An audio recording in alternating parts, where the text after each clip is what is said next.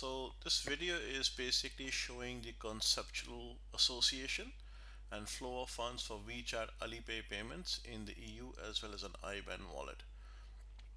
The goal is to show an EU-based EMI that is able to offer virtual IBANs as well as access to the SEPA, being able to load funds from debit cards, being able to exchange funds with each one another user, being able to have debit cards issued, and as well as the same time being able to push money out to Alipay or WeChat in China or get money pushed from there into the wallet.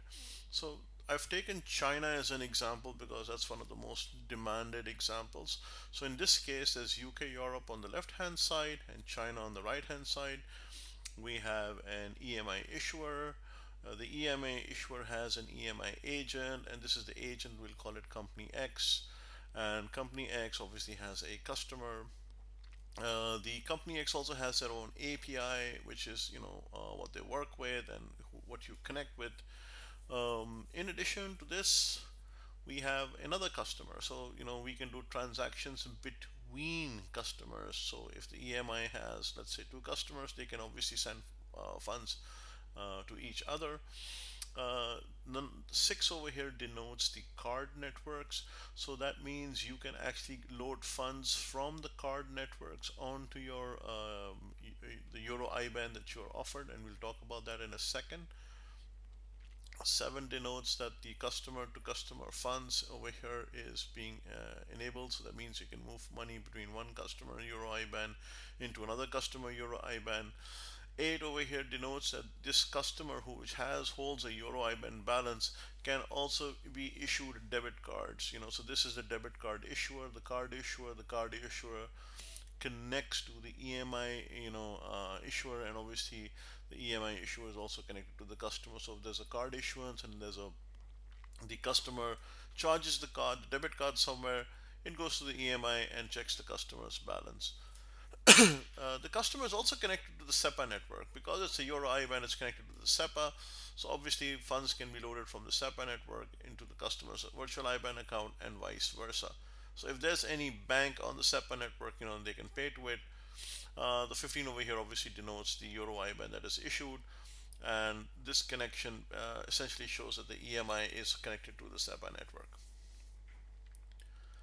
That is, if you have another bank in the SEPA region, you can have a bank in Poland, you can have a bank in Hungary, you can have a bank in Spain. They can pay money using the SEPA network, and your Euro IBAN would get the money, which means that the customer would get funds over here. The the entire network over here, especially the SEPA network, it's connected to one FX provider. Now, this FX provider, we've shown it over here for logical reasons, but this could actually be Company X. This could be Company X's extension from China into Europe. It could be a third-party FX provider that has access to the SEPA network and so forth. And the FX provider obviously ties into the Company X API to find out if this customer's bank account, how to deal with it, how to send money, or how to receive money. The conversion over here is Euro to CNY, Chinese yuan. If you come onto the right hand side, the conversion is from yuan to euros. So there's obviously another FX broker or another FX provider in the Chinese side of things. The FX provider obviously connects to the Alipay and WeChat. This is the whole core of the system, that WeChat and Alipay are able to connect to a provider and have a logical path to load funds over here.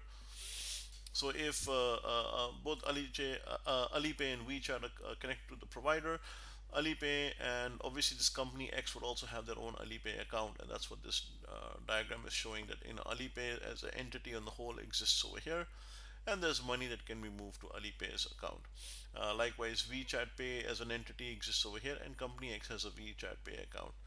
Banks in China can obviously, a user with a bank in China can obviously load money into WeChat Pay, into Alipay. That's what that logical diagram shows. Banks in China and a user in China can obviously load money into WeChat Pay and Alipay account of Company X. A customer can also make payments into that account. And this is the API that the FX broker charges. So, having explained this, let me explain the 4 very basic instruction sets.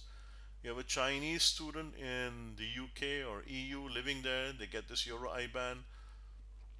The parents can load the money through WeChat, and the money comes into the customer's account over here in euros. They can load the money to AliPay, the amount can come here in euros. Let's say the siblings, and they have two accounts, so the siblings can move money between themselves. They can move money on the card network, they can spend it on the card network, and if they are earning a job and they get some income over here, they can move money back into China. So this sort of segment over here represents the interconnect of the European side to the Chinese side. And when I say it's an FX provider, I mean it's a licensed FX provider over here. There is a detailed document that accompanies this. I'll put it in the link below and you can go look at it. But this is essentially the flow of funds, or the I guess the ecosystem of how it looks like with an EU based EMI issuer, an EMI agent, or an EMD connected to the card issuing network, connected to all the other customers on the EMI, connected to the card network, connected to the SEPA network, connected to the banking network that connects to the SEPA network, connected to the FX provider, have an access to China from euros to CNY, and from CNY to euros. The FX provider has access to the AliPay and WeChat Pay ecosystems, has access to the banking ecosystems.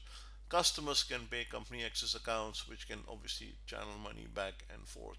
Whilst China is shown as an example over here, you can equally substitute this for Australia, you could substitute it for India, you could substitute it for South Africa, you can substitute it for Nigeria. It depends. The EMI issuer is the person that really has to approve, or is the entity, I should say, that really has to approve if the country from where users will sign up for an account over here. They don't have to physically be present in the EU, by the way, if the EMI will approve the country of choice or not. But this is essentially the system. It provides pseudo banking in Europe for customers that are outside Europe, for businesses that are outside Europe, individuals and businesses. And they can have access to a native payment system like any European has. And that is what this diagram goes to show. And that's it.